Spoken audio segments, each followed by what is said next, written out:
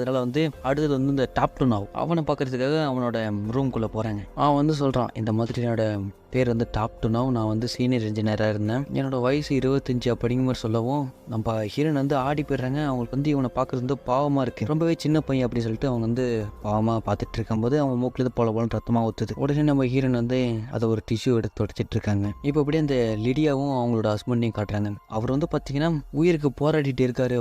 அவர் அப்படியே ஸ்ட்ரக்சர் வச்சு தள்ளிட்டே இருக்கும்போது இப்போ அந்த டாக்டர் இருக்காங்க பார்த்தீங்களா, அவங்க வராங்க. இவ்வளோ நேரம் நீங்கள் இங்கேயே இருந்தீங்க, 30 நிமிஷம் தான் உங்களுக்கு பர்மிஷன் கொடுத்தேன், நீங்கள் இவ்வளோ நேரம் எங்கே இருந்தீங்க அப்படிங்கிற மாதிரி கேட்க லிடியா வந்து வீட்டுக்கு கிளம்பி போக சொல்கிறாங்க. இந்த மாதிரி நீங்கள் வந்து அவங்க கூட இருக்கக்கூடாது, அவர் கூட இருந்தால் உங்களுக்குமே அந்த ரேடியேஷன் வந்து பாதிச்சிடும் அப்படிங்கிற மாதிரி சொல்ல லிடியா வந்து போகவே மாட்டாங்க, ஹஸ்பண்ட் கூட தான் அப்படின்னு சொல்லிடுறாங்க. இப்போ அப்படியே லிடியா வந்து உள்ளே போயிட்டு பார்க்குறாங்க. பார்த்தா அவங்களோட ஹஸ்பண்ட் வந்து குழகுழனாகிட்டு இருக்காரு. அவ்வளோதான், இதுக்கு மேலே உயிர் பிழைக்க வாய்ப்பே இல்லை. இவங்க அப்படியே போயிட்டு கண் கலங்கி நின்றுட்டு இருக்கும்போது இப்போ கட் பண்ணால் நம்ம ஹீரோவை தான் காட்டுறாங்க. அங்கே வந்து மோரிஸ் வர்றாரு. இந்த மாதிரி நம்ம வந்து தீ அணைச்சாச்சு, சுரங்க தொண்டவும் நல்லாவே பண்ணிட்டு இருக்காங்க, இன்னும் ஒரே வருஷத்தில் வந்து சுரங்கத்தை ஃபுல்லாக தோண்டி முடிச்சிருவாங்க அப்படிங்கிற மாதிரி சொல்ல நம்ம ஹீரோ அந்த அளவுக்கு அவர் வந்து சந்தோஷத்தை வந்து மூஞ்சில கட்டிக்காமல் இருக்காரு. இவங்க 2 பேரும் அப்படியே பேசிட்டு இருக்கும்போது அங்கே வந்து இன்னொருத்த வரான். சார் வந்து இப்போ வந்து ஒரு பிரச்சனை அப்படிங்கிற மாதிரி சொல்லி நம்ம ஹீரோவையும் மோரிஸையும் வந்து கூப்பிடுறாரு.